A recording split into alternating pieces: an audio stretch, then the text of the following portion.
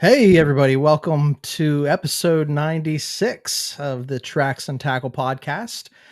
I'm Ron Menser, sitting across from my co host, Kris Bookman, and we're going to be coming at you tonight. We got some cold drinks, fresh trail cam picks, and a couple of stories about October hunting. We're gonna hit you tonight with some near misses that are going to make you laugh. An October giant that I just encountered last night. I want to talk about that. And Kris has got a muzzleloader story that's got him counting days. So, Oh, frustrating. yeah. So we're gonna get into it. Plus, we got a couple of different announcements, and gonna sort of hang out and do a season catch up tonight. So, how are you doing, brother?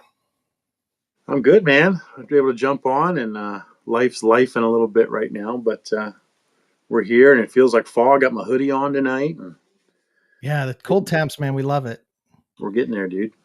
I'll get to the story like later on in the show, but um I guess to preview it, like I had to go out and get my blind out of the field last night because I couldn't just like pack up and leave last night because Uh, I was in a standoff. And so I went out first thing this morning. There was some frost on the ground, and just packing everything up with the frost on it and everything. And certainly I wasn't dressed to hunt. I was dressed to go sit in the office. So yeah, my fingers were getting a little numb. So yeah, it would have been a great day to sit out. So yeah. I got in the truck this morning to go to work, and it was still dark out, and I thought it was condensation on the windshield, and scrapes across the frost and the ice on it. So get your pumps. That's the first thing I texted to my duck hunting buddy, man. Hey, there was frost on the windshield this morning. So Well, I think anybody in this audience that's following or watching and following along with our stories gets pumped about this time of year. So yeah, let's get into it, dude. Glad you're able to join tonight. I know we're trying a new format here, some new technology, and last week we had some technical difficulties. You weren't able to join, but you're with us tonight. We worked through yeah, it, and hopefully we got it figured out going forward. Um, yeah, so we're going to talk about the couple of deer encounters we've had, yeah. and I've got three big announcements. And so the first one I want to hit like right off the top is, we talk all the time about we don't sell anything. We're just guys hanging out. We don't sell, we're not trying to make a profit or anything like that.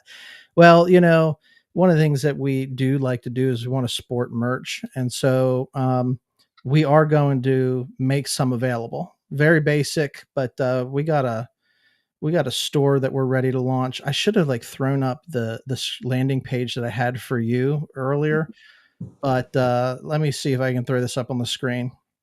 You seeing what I'm seeing? Not yet. Uh, let's go.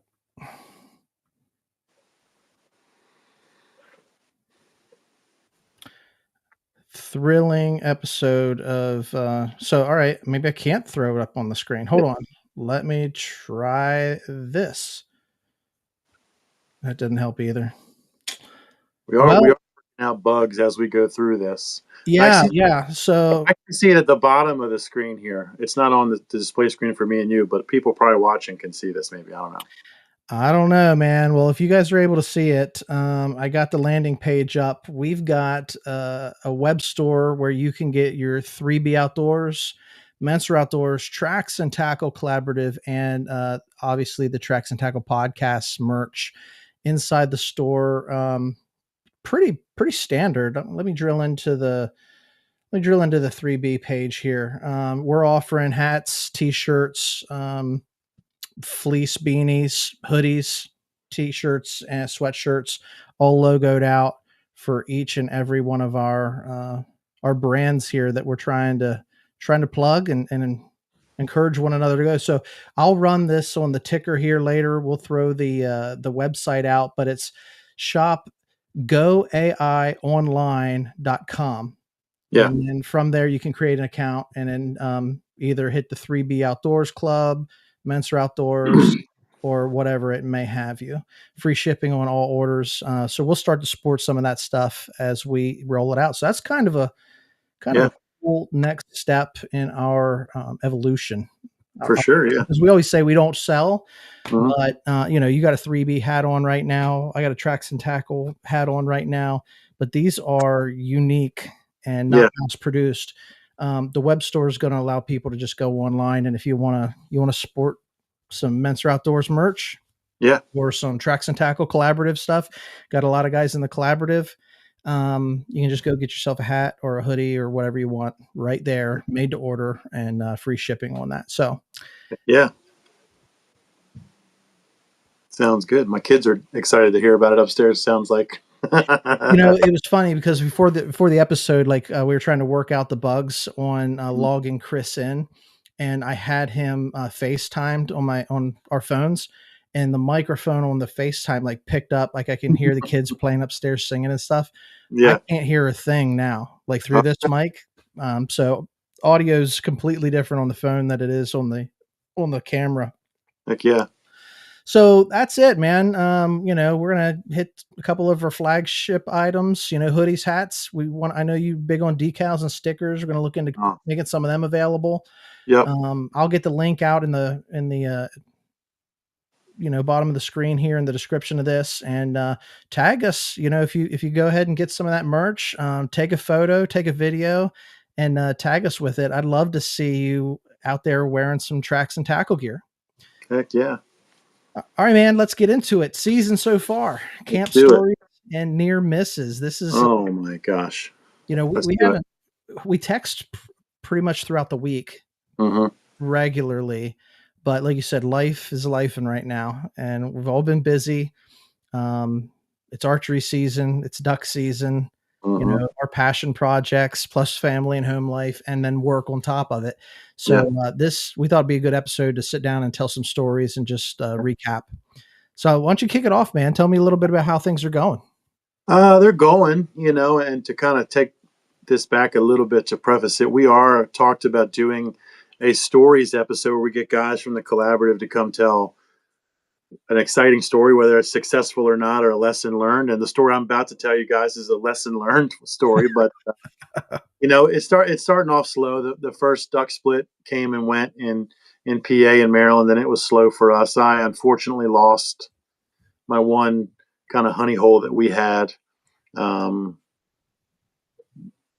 no explanation. Just the farmer said, I don't want anybody hunting here anymore. And you just say thanks for the good time, and whatever, move on. And and it's easy for us to be bummed about it, but even as hunters, Ron, if I owned property, and you own property, how many people that you don't know are you just going to let Yeah, come it's that? not normal. You just let somebody hunt our property. Yeah, so we had a great time. It's a bummer because it It's was a a thing of the good, past for sure.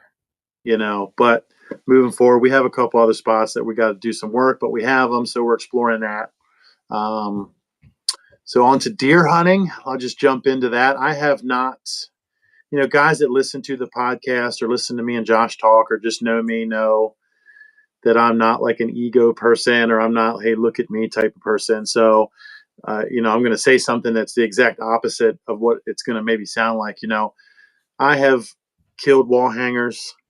I've killed big bucks. I've been to Missouri and Iowa deer hunting. I've fished in the Chesapeake and in the Atlantic, and I've killed the ducks and all that stuff. So my focus is now with my kids, and I'm saying that to be the opposite. I'm not trying to brag. I'm saying that as the opposite. For the last couple of years, it's been get my kids out and get other people into it, get Josh into it, get these other guys. So I say that because, as my dad would say, I tell you that to tell you this. Maryland does an early muzzleloader season. It was the last couple weeks, and my wife said, "Hey, I'm going to take the kids out. You go out and sit in the woods, get your head together. Again, life's been life, and just for everybody, it seems like. So I texted Ron as soon as I got in the tree stand that I was so pumped and excited that I didn't take hardly anything with me. I had my gun, I had a seat pad, my sunglasses, and my phone. That was it. I had a hoodie on, and I'm ready to go. And I didn't take a bottle of water with me. I didn't take any binos with me. No scent stuff. No range. I didn't take any of that stuff with me. Literally climbed the tree. So a series of rookie mistakes happened after that. And it's funny because, I pride myself on teaching kids and teaching people how to do things the right way at my work. I'm a trainer. I teach people take your time, be prepared, this, that, or the other. Okay. So right off the bat, I'm already not doing good. So I'm up at a corner. I hunt on top of a hill. My tree stand is on top of a rolling hill. I'm on the corner of a wood line.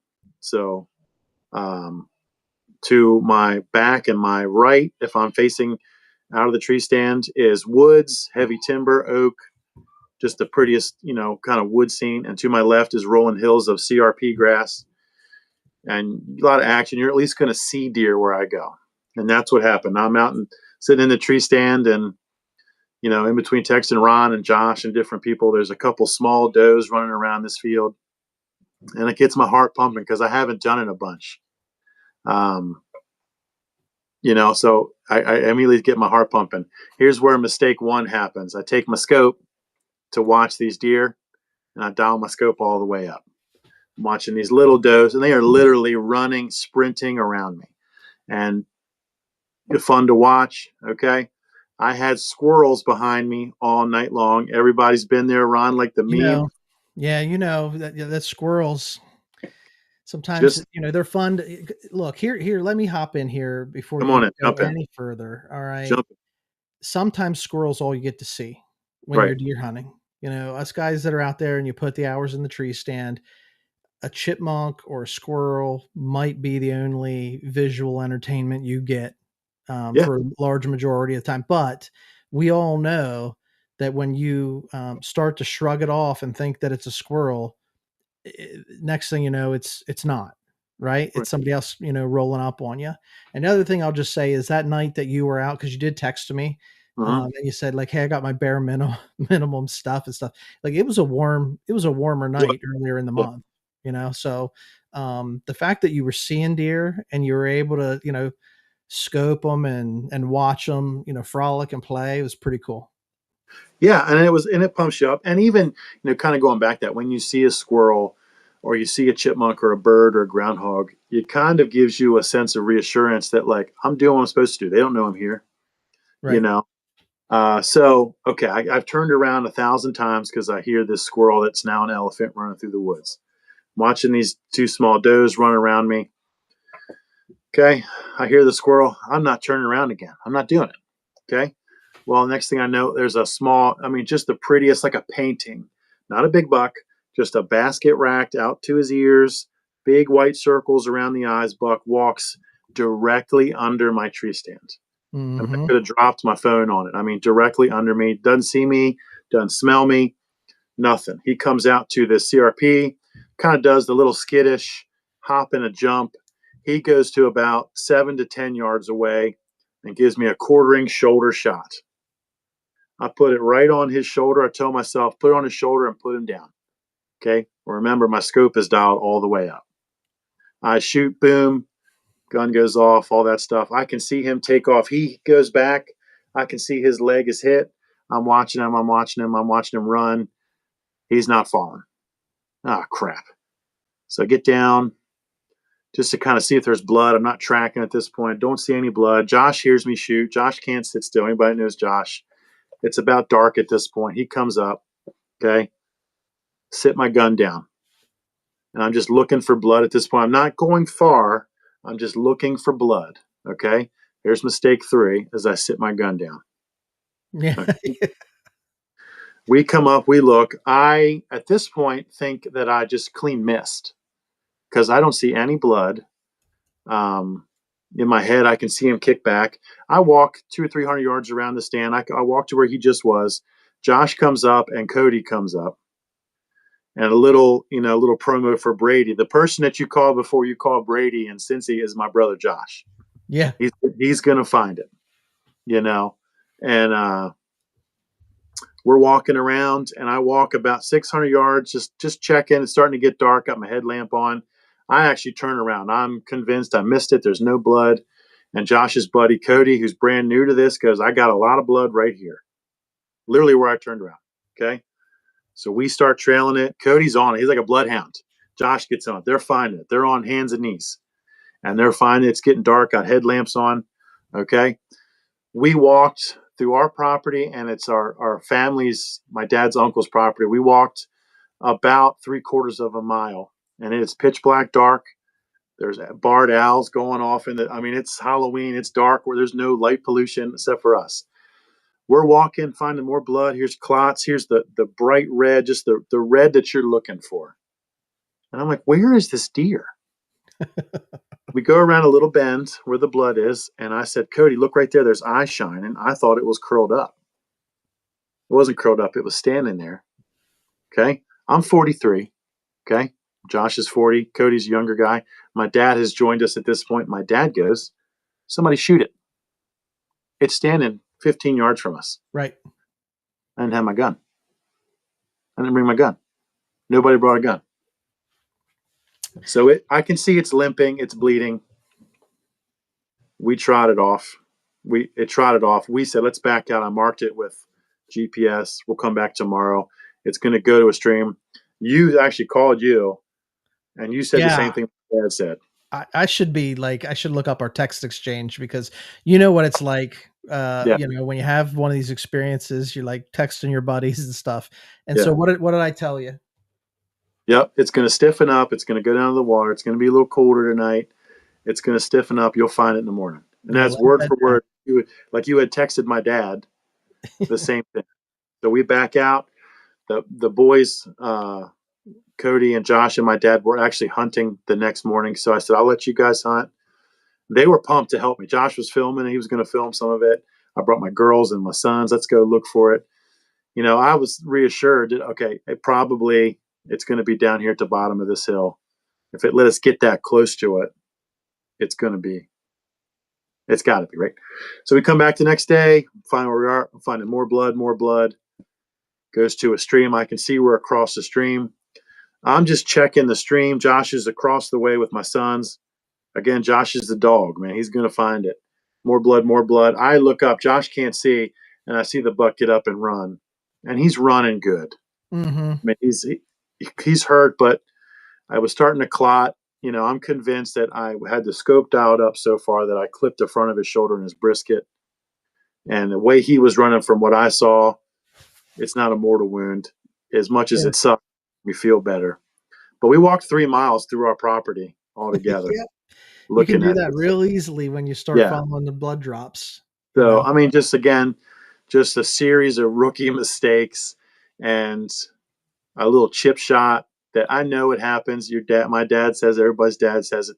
It's not the first time. It's not going to be the last time. Yep. But it still sucks. You know, it still sucks. And so I was pulling for you, man, because I mean, he was giving me, you know, not the play-by-play, but you know, Kris was reaching out, saying, "Hey, man, guess where I'm at? I'm in the tree stand tonight. Guess what?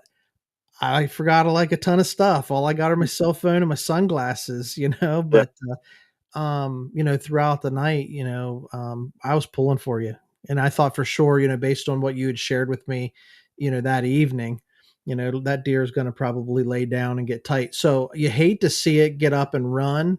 But I guess the consolation, if there is a silver lining in the story, is that, you know, it was running pretty good. Yeah. So ended up trotting away to live another day. Mm-hmm. I feel like it's going to be okay. A lot of deer activity on our property. I know around the place they're scraping and rubbing up. Good. Gets me fired up. So I kind of backed out of there, you know, side conversation for another day. Like, I don't feel like in this area that you can spook deer a ton where I hunt, because there's a lot of pressure. The deer are going to be there anyways. They're traveling through there. But I did back out. So I'm going to let this go. We're going to let this kind of chill out. I could have hunted a whole bunch more. Mm-hmm. Let's just let this chill out for a little while since we were trudging through it. So that's my my series of rookie mistakes. Well, you know, been there, done that. You know, I think back to a time when I was much younger, you know, and I was walking an old logging road with my dad, and I'm sure I've told you this story over the time, but you know, I stopped to you know, you stop to relieve yourself, and you lean your gun against a tree, and you know, you take care of, you know, Mother Nature. And then what happens, you know, when you got your hands away from your gun, in the forest, there's only a split second. You know, when the deer show up, they're there, and you got to be ready, unless they're unaware of you being there. And the deer spotted us and there was no reaching for my gun, so it's that classic painting of the guy going to the bathroom Yeah. and the big rack buck running off. Yeah. But yeah, I mean, been there, done that.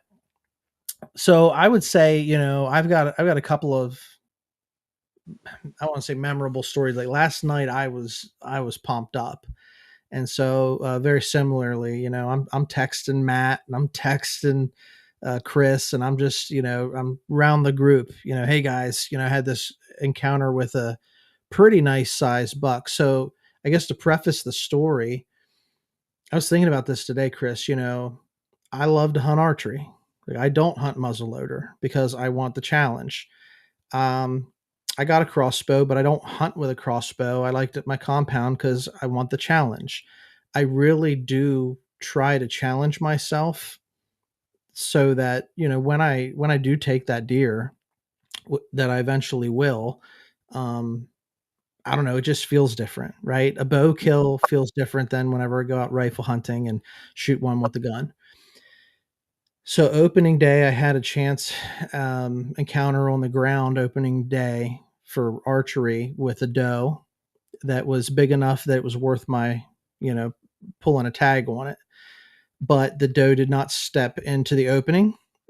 I think like one more step from behind a tree and it would have stepped into a shooting lane. I would have had an opportunity, but it didn't. And I was hunting on the ground. So I had limited shooting lanes to begin with. So, all right, I saw a deer on opening day. We can hunt Sundays in PA now. So opening Sunday, I um, I had like 7 or 8 different deer come through. Tiny, small buck, little 4 point that was still in the group with the yearlings and mama. He's probably getting kicked out this fall. But Mama doe she'd have been a shooter, but the rest of them were probably born in the spring. And so I got to see deer, but I was passing on these little ones because they're not worth, even though they might taste really, really good, not worth the throwing an arrow at one of these small ones. Uh, 2 weeks ago, 2 weeks ago, maybe last weekend, our first trip up to our hunting camp. I'm sitting in the stand. I got this little doe comes in 10 yards of my stand. It's not much bigger than a Labrador. You know what I mean? So Mhm. it's fun. You sit there and you record it with your phone and you got your camera out and stuff. But I've been passing on a lot of those little ones. And then I'm sitting here thinking to myself, I'm getting some good photos. You got to ignore social media because all your buddies are taking big deer, social media feeds, everybody's posting the grip and grins. And I'm thinking, like, man, I got no meat in the freezer. So I'm starting to like get in my own headspace. I'm hunting a local farm here. I've been hunting it for years. And I've been going out and I'm not seeing anything, like not even the doe, like not the sign. I'm just sitting for hours, not seeing any deer. So I sat on Saturday, and I guess I sat on Sunday, Saturday or Sunday this week. I went out sat until noon, didn't see a dang thing. I thought, well, let me just walk the property a little bit on the way back to my truck. And I walking back, the farm hasn't been farmed um, in the past year and a half, probably. So everything's overgrown. It's not manicured, but which is great for bedding areas. Mhm. And so I'm walking back to the truck and I walk right up on this doe, maybe a year and a half old doe. And she's laying off the side of this, dirt road. And I'm probably within 10 yards of her. So I act like I don't see her. I knock an arrow and I'm going to see if I can, get a shot on this deer. But she took off before I was able to see her. Well, at least I knew there were doe on the land. There were doe on this farm. So that was a positive. So I went back out in the evening.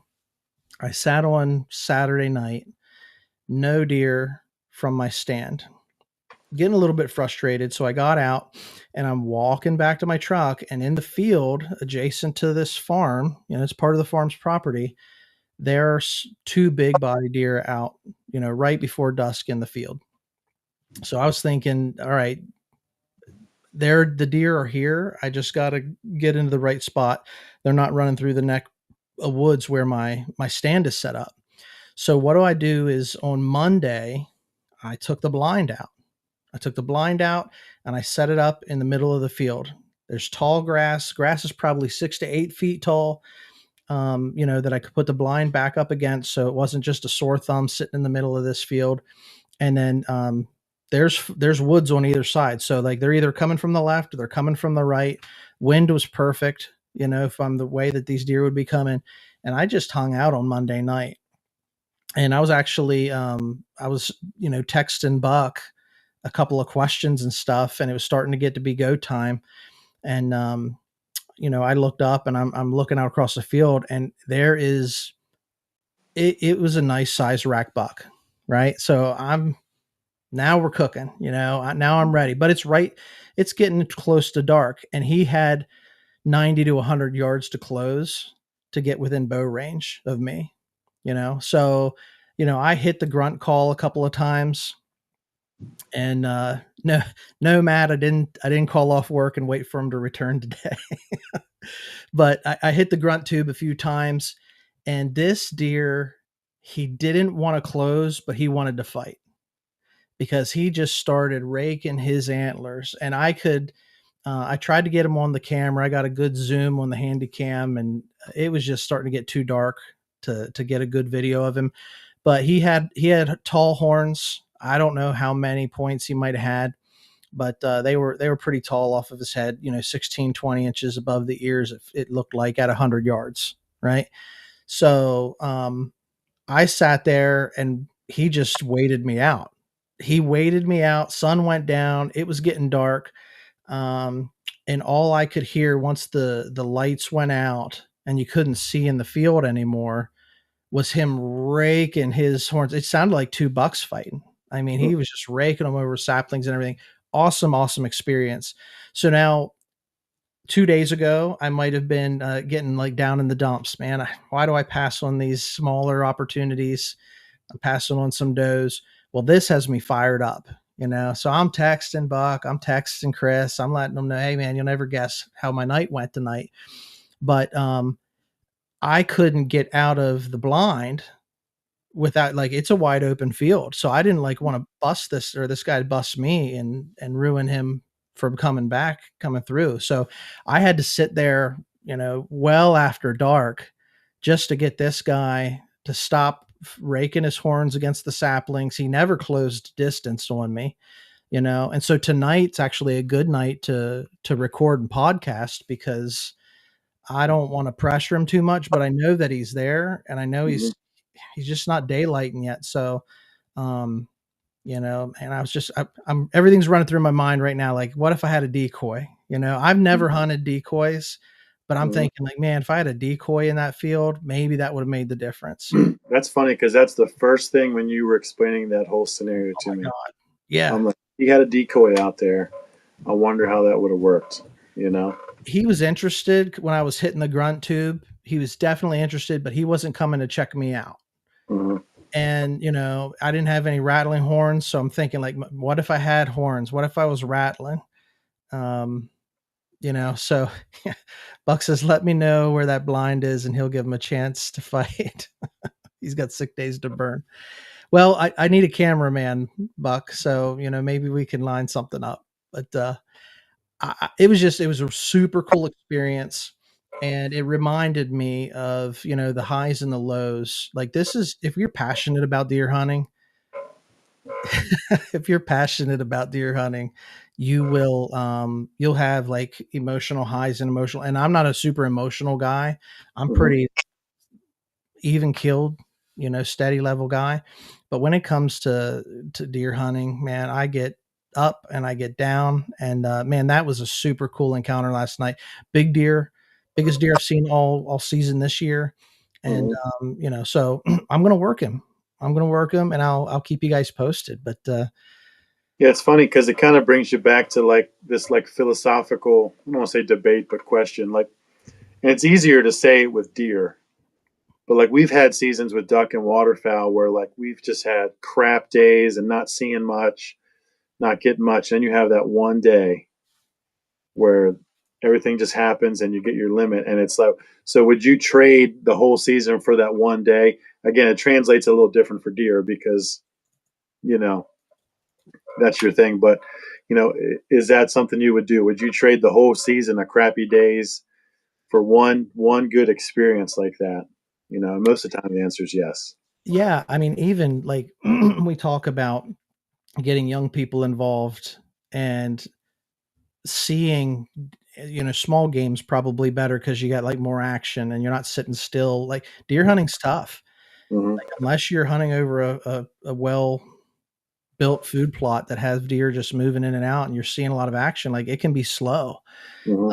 And we'll sit for hours on end for 60 seconds of fun. But Yeah, that 60 seconds of fun, years later, we're talking about it. yeah. And you'll remember that deer walking through the your vision from 100 yards away. You'll remember that forever. Probably even more than if you got the deer. To be honest with you, is that right or wrong? I don't know. It's the story. It's Yeah. definitely the story. So, when you don't get the deer, well, Hmm. maybe this isn't true. I was going to say, because the story will change as the years go by. It's like fishing stories. Like there's Yeah. embellishments that come along with it. So, that's why one of the things we do up at our hunting camp is we journal it. We Mhm. write it down. And me telling the story today is completely different than if you guys would have recorded me last night. Because last night I was amped and I was ready to rock. Yeah. But that's what it's all about. I mean, it's just like one encounter like that, and you're locked in again. So like Yeah. I am ready and it's prime time. Last week of October, bucks are starting to move. This is what we wait all year for is when November hits. And so I'm pumped. I'm Yeah. ready to go. I'm ready to lock in and put my time in the stand. Yeah. As much as I was bummed out the other day, it got me like fired up. And you said something about filling the freezer. And that is literally all I could think about Mhm. when I said put it on his shoulder. I'm going to drop it. We need deer meat, and with the kids, we all love it. Like I'm going to be. You get me. I'm the man. I'm providing. Like I'm going to do it. And then you make a Yeah, rookie mistake like that. But I'll it learn now. happens. You know, take your time. So So some cool stories, man. Some cool yeah. stories. I know that there are a lot more, and we've been talking about doing a couple more episodes like this. So I probably in the future we're gonna be inviting the other guys from the collaborative to come on and share some stories. And I know that a bunch of the guys in the group are having some success this year, and their kids are Oh, having success. So yeah. like I love seeing those pictures of their kids, Hmm. with big old nanny does, the kids laying out. And, we had a youth season here a week or so ago here in PA. And just that gets me fired up too, seeing the kids have some Oh success. yeah. So, Yeah. there's some stories to share. Yeah, Josh's daughter got her first one. I think Lee had someone out of one of his stands, family friends, kid, get one. A couple other Cody people. got his first deer, so you were Lee got saying on his that one that you were tracking, Cody was into it. yeah, I remember, man, when I first got into hunting, like I would dog for people, man. I just wanted to be involved. yeah, And he got his first deer, so it's super cool when you get your buddies to send those pics, and it's their first one, so you get to share that moment with them. yeah, heck yeah.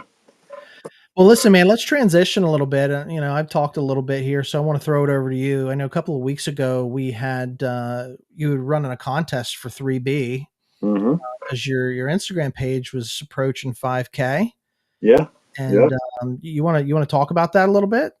yeah. I mean, when I first started it, we kind of took off real quick. It was, within the first couple, months, we had like 1,000 followers, and that was like, kind of what we refer to as like the golden age of social media. It was just popular, getting lots of likes and without even trying. And then, you know, you do, we talk about a bunch. You do want to hunt, so it's hard to get content all the time. You have kids, you got a job, kind of changing directions 2 or 3 times. So I kind of teetered at this mark for a little while, and I had like 4,500 followers for like a long time. And again, like I said earlier, we're not pushing products. Right. I'm not I'm not representing other brands. I'm not putting TikToks out. I'm literally just trying to do teaching lessons and get kids out there and focus on the club. So we kind of had this weird kind of limbo for a little while. And, we're talking to Josh. It's funny because people see Josh now, and that's all they see is the cookbook and his funny videos. But up until recently, Josh was like against social media. He wasn't on any of it. And so it kind of like fired me up. Like, no way, little bro's going to be out here. I'm going to show him who's, this is my cave. I'm the grizzly bear, right? Yeah, yeah, right. And so, he had some ideas. We were kind of getting some fresh ideas, bouncing ideas. So I said, okay, I'm going to do a push. I need to get to 5,000. I'm going to give away a sticker pack. The podcast and the collaborative are taking off. We can have a featured guest with us on here to tell some of their stories. Josh said, hey, come on, whether they give me a recipe or they want to come on, they can come on the cookbook with me and we'll do that. So I had some people liking and sharing. We picked a winner. We hit 5,000. We picked a guy who ended up being a local guy that I think Buck knows. His name is Dan Sobel. He has a Facebook social media thing called Mason Dixon Adventures, big time bow hunter. And he won, and he's pretty pumped to come on and tell some of his stories. And I think I haven't talked to him this week. I've been texting him because he has been hunting. I think he just knocked a big 8 down in PA the He last punched a day. tag. He punched a Yeah, tag. no, So that was pretty cool to see as well. That's the yeah. thing with this. Like, you meet a lot of cool people hanging out, even though it's we're online. Well, And semi local to regional to one another, but you meet a mhm, lot of cool people, and so you follow their stories. mhm, So like, I think it's great when people I know, I could sit and watch YouTube videos of guys hunting yeah, and be totally cool with it, but I enjoy it so much more when it's like, oh, I know those guys. yeah. I'd rather watch their videos than just somebody out in the Midwest that I don't know. Well, it's funny because we talk about it a lot and we've had them on, but like the reach that we're starting to get is broad. I mean, we have Cody from Arkansas. I mean, a quarter of the way, halfway across the country, he's on, and we have all these other guys that Tim from Off the Hook from Western Pennsylvania, and we get guys from New York. Obviously, I knew from his name, looking at his profile, Mason Dixon. He's kind of local, but I've had 3 or 4 guys that I've run across that I'm like, you guys, we're basically even you, Ron, like we're kind of in the same area Yeah. without realizing it. Yeah, So when we met, that's what we were saying, like, "You're not that far from me." yeah, so if we can, bridge that gap, and again, that's the collaborative. That's what we're doing. We're bringing these brands and these people together um, to tell their stories and share and meet people. And now we got guys that are sharing hunts, and people are going down to different places to hunt, and it's just cool, man. So I that just love it. that just nails it all home for me. So, but with the 5,000 thing, I've said it on my Facebook and my Instagram. Like, we're kind of shifting gears a little bit. We're going to still focus on the club stuff and the teaching and the kids, but you know, kind of segue into one of the next things we're going to talk about. As much as I love hunting and stuff, I love music and tattoos and vintage stuff. So I'm really going to, now that we've hit 5,000, that's going to be the focus, putting old tailgate traditions up and old pictures and how to build the club back up as guys that hang out and bond, and pictures of guys with their tattoos holding the deer up, like kind of this punk rock old school, kind of mixing it all together uh, type thing. So stay tuned, man. We got some cool stuff that we're going to start posting. So Yeah, I think that, a lot of people love that traditional thing, that thing that you're carrying that you yeah, wanna, set the table with, the hunt camp traditional tailgate type hmm deal. We can all relate to that, but the one thing I'll say about 3B Outdoors is you guys are definitely, you have your own flavor too. You know what I mean? You're not yeah, cookie cutter. You're real dudes. Everybody that I've met, that's been associated with 3B Outdoor Club has been just top notch, cool guy, cool dude, cool hmm gal. And I want to thank you guys for partnering with us because it's been fun. yeah. Yeah, it's more It is. fun. I always say, you need a hunting buddy, and Yeah, so, whether we're podcasting or making content online, appreciate you guys, yeah, joining and partnering with us and yeah. running the race together. Yeah, it means a lot, and it's funny because feel like social media in its name is supposed to bring people together, but I think it isolates people more because you're just on your phone Yeah. and you're doing stuff or you're watching stuff. So bringing this together, and then now in the last 4 or 5 years, I've met some of the coolest people and best friends I've met, like you guys and Cody from Arkansas I talk about all the time, but Shane from the Upper Bay and the guys from Final Stand that are out there like digital high fiving and we've talked about Ron and I were putting plans together. We're going to do a big collaborative. Let's do a dinner. Yeah. Get everybody together and trade stories and actually have that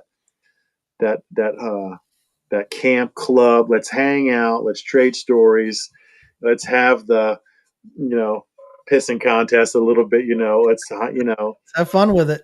yeah, we've talked about doing awards and stuff. So, to bring it back together, that's our goal was just to hang out and high five and fist bump and laugh with everybody.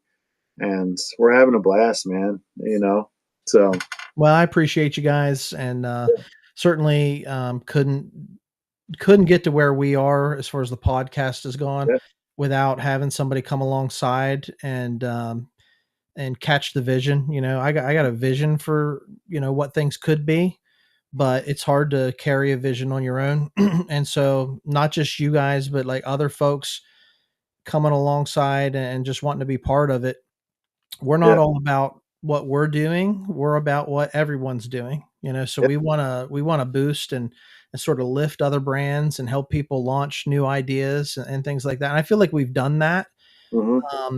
But look, this is episode 96, so we're four broadcasts away from our 100th episode. And one thing that you've heard me say over and over again, if you've been listening and following us, is, most people don't know what they don't hit the rhythm until they hit 100 episodes in a podcasting environment. We've tried several different, I don't want to say genres, but styles Hmm. of uh, putting a show together. And I still think we're trying to find our rhythm in that. Like even tonight, like we're using some different software the last couple of shows, and we're testing out new things, and we're just constantly getting hopefully better, faster, stronger, and not losing the audience. But it's been a wild ride, and so we've got our 100th episode coming up here. Hopefully, either late November, early December, and we want to hit that thing, man. We want to have a cool celebration type of episode, and so we're kicking around different ideas. But if you got an idea, like lay it on us, man. We're open. We're still we got 4 or 5 episodes to brainstorm this thing Yeah. until we roll it out. Yeah. Ian, and even in general, stuff you want to talk about, you want to hear about, a story you want to tell, and whether you want to come on or you want to send it in, we'll tell your story. Some people get camera shy, and I got guys that love to talk and are good. And we've even talked to some people. I won't say who they are, but there's people that have their own channels that are like great on this and this, but to sit at a microphone sometimes Oh yeah, yeah. they don't want to talk. So tell us what you want to hear, what you want to talk about. We'll talk about all that stuff, man. We'll tell your stories and we're having a blast. And kind of kick back on it too. Like being a part of this has fired me back up. Okay, let's get the juices flowing. And now we're meeting people and telling stories, and because it's hard. You've been there too. Creatively, it's hard sometimes. You hit these walls where you're like, okay, should I just stop? Should we put the energy elsewhere? And to kind of build back up, it's fun, man. That's So really true. Anybody that does this sort of thing, like any type of, like you say, content creators, yeah. creating anything really, the secret is to keep going. Yeah. Like sometimes it feels dry, sometimes you feel like on fire, like lit up, like man, this is where I'm having the time of my life. But the key is you just keep moving forward, even if you don't know what 10 steps ahead looks like. Just take that next step and keep moving forward. And in doing this, we're meeting a lot of cool people again, and I appreciate it. So I mean, even live streaming like we're doing now, I remember when we started. I'm sure we'll do like a walk down memory lane when we do the 100th episode, but I remember starting out just recording something on my computer, using a little, handheld microphone, or recording it on my phone even, Hmm. and you know, a whole lot of post editing and stuff like that. Live streaming, man, we screw up, but we're having fun. We're just being real blue collar guys, which is what, that's what we're about. Mhm. And there's a lot of interaction online. So like I just look through the comments and the live chat and stuff, and you guys, throwing out your 2 cents and stuff. We do appreciate it. That's probably what the most I get out of it. The interaction with an audience, and not just the audience, but people that come on the show, co-hosts that participate with us. Um, Mhm. that's like, that's probably my happiest accomplishment, is knowing that I'm not walking this road alone, but I'm hanging out with other dudes, Yeah. and they want to be part of it too. So I that's think you it, man. I think you said it the other day too, but like how much fun is, and I really try hard to be disciplined and not be on my phone, especially with the kids, and put the phone down. But how fun is it to now that we've got this group going, you open your phone up and you go to our Instagram chat and there's pictures of guys bucks or telling stories or videos, and Cody's excited. And I keep talking about Cody, but he's just been on fire lately, killing everything, right? Right? And but just the it was your birthday the other day. Everybody, Ron just had his birthday. Happy birthday, right? Yeah, And yeah. That was awesome. Thanks, everybody's guys. sending you videos, and I think you said it like this group is fun. Like it's just fun to get on there and see what's going on and check in, and people ribbing each other, and it's just a blast, man. So be a part of it. Jump on board with us, guys. Anybody that wants to be a part of it, let's go. Yeah, and there's no gatekeeping here either. So, if you're interested or you had an idea, come on, man. Yeah. Come hang out. So, And we talk hunting. It doesn't have to be hunting. There's fishing guys there. Again, guys that I'm friends with 3B that do off road and camping. Just whatever you want to share with us. Come on, let's go. Like, let's just be part of it. Let's help elevate your brand and your success. That's what we want to do. no doubt, no doubt. Well, listen, man, enough talking about us. It's a kind of a season recap. It's Hmm. been fun hanging out and Yeah. just shooting a breeze with you, and hitting the guys here in the live chat. But let's just wrap with some lightning round real quick. Okay. One lesson learned this season so far.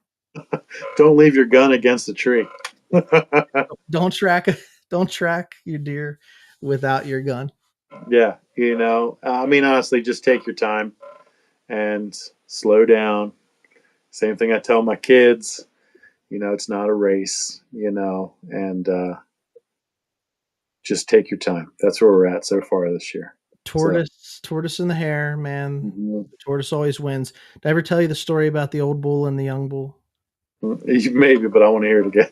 All right, well, I won't tell you on air here. Okay, all right. Um, Look, they're two bulls, and the young bull and the old bull, and they're up on a hill, and they're looking down the pasture, and they see, just a pasture full of cattle. And the young bull says, "Hey, let's run down there and breed one of them cows." Hmm. And the old bull says, "Son, let's walk down there and breed every of them, all of them." And there's a different mentality of the guys that's been there and done it a time or two. Hmm. So I always refer to don't be the young bull, don't be excited, because there is a better way if you walk with a little bit of wisdom and intentionality. Yeah, Yeah, hunt your hunt. That's right, Matt. that's right. Hunt your What hunt. about you, man? Where you at this year? What's your lesson or something you want? Yeah, so I would say lesson learned is just be patient. I mean, I'm looking at the days on the calendar, and every day that goes by. Last year, my freezer was full. I think I took 4 deer last year, which is enough. I actually shared with my family. That's more than I need, but it fed the family and the greater family. And but not having harvested your first deer toward the end of October, I'm looking at the calendar and I'm checking the days off like I'm in prison. Like it's another day. I didn't get it Yeah. done. Another day. But the reality is it just takes 60 seconds for that to turn around on you. And so Hmm. like the lesson learned, it really just instilled in me having a good hunt is, some guys have good land and the deer herd's plentiful, and other guys have to hunt public and you have to hunt a little bit harder. And so to each of us, we have a different story, but it's like we say, man, hunt your hunt. You go out, you hunt your hardest, you do your best, and it'll come around to you. Yep. It'll happen when it's supposed to happen, how it's supposed to happen. That's how I feel. So, Any gear that's earning its keep for you this year? gear wise, not really so far. I did get a new. My dad gave me a pair of really nice binoculars. Um, I do not remember the brand. They were actually from when they're older, Mm-hmm. but they went out west years ago, and I've actually just found a bunch of these pictures of they went to Wyoming in the later mid to late '90s moose hunting Mm-hmm. and riding horses and shooting off the horses, and they gave me like some spotting binoculars, That's which is awesome. perfect for where I hunt because again the rolling hill I can look out and see real far. So eager to try them, and that's again with me and everybody knows me with the kids to be able to take them out and just Sure. watch stuff. Not a Now, ton of gear did yet, he but give you those before you had that muzzleloader incident, or after? Because you forgot your binoculars, and if you would have had them, you wouldn't have been playing clicking the scope around. well, that's part of it, yeah. And again, where I hunt is one reason I like to hunt there, and it's kind of what you were saying about the buck you saw is like, they might not be close, but I'm going to see deer where I'm at. I'm going to Mm-hmm. see them. There's going to be action. It's fun, and I actually had all that stuff. It was just in my truck, and it's like, okay, we're here. We're just too excited. And you kind of paraphrase it, taking the kids out. Both my sons got deer last year, and that's been my focus. So I haven't personally killed a deer for 2 years. So that's what I'm thinking. Like we're going to get a deer again, all this stuff. So I've told that story. So that's where we're at. I got a new duck hunting jacket coming, so uh, excited for that. Always, hey, look, anything new, man. We're just like big Yeah, kids. I actually sold. I had a bow. I had a PSE bow, compound bow, hanging in my garage. Mm-hmm. Just didn't shoot it.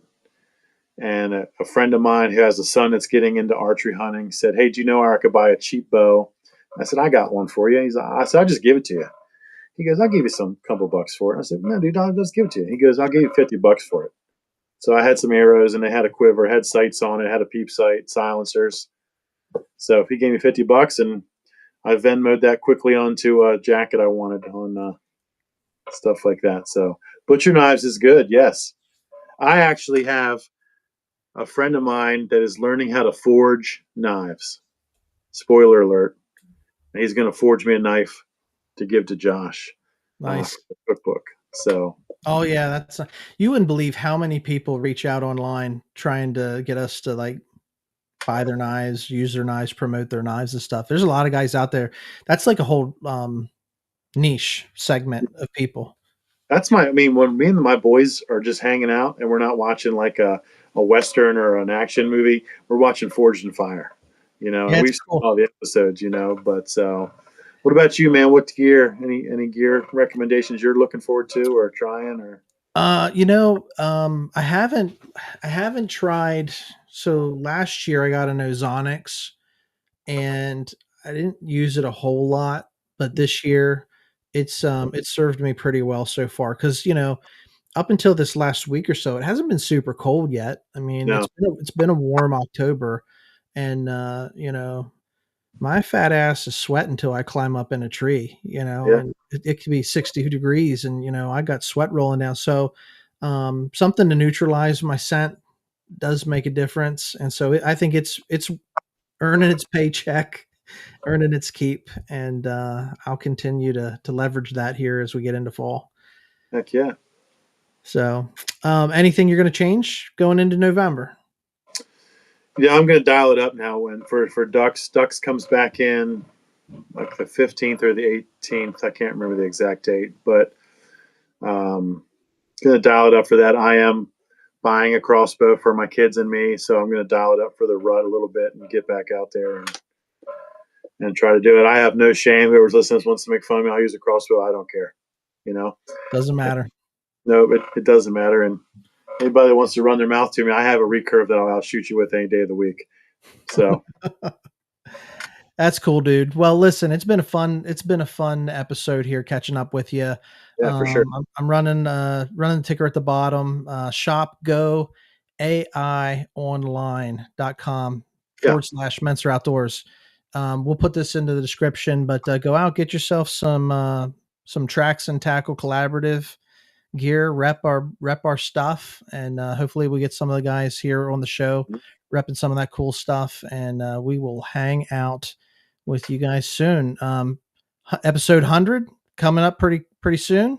Yeah. Maybe between now and then we'll have to find out when our contest winner is coming Yeah. on, but these all good things, cool things looking out, coming down the road, coming down the pike. Plus it's the rut, so we're getting hot and heavy and ready, man. I'm going to be next 3 weeks.